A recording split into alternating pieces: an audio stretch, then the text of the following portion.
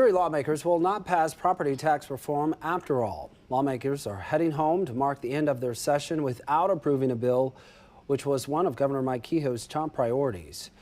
In negotiations behind the scenes, a property tax reform bill died when lawmakers couldn't come to an agreement. Many different ideas came up, mostly bureaucratic changes to processes and some ideas on rescheduling. None, though, survived. So it came down to the last few days and literally down to the last hour, and we just couldn't come to an agreement. I think that there were lots of things in those bills that didn't make it through, however, that probably every Missourian would have supported.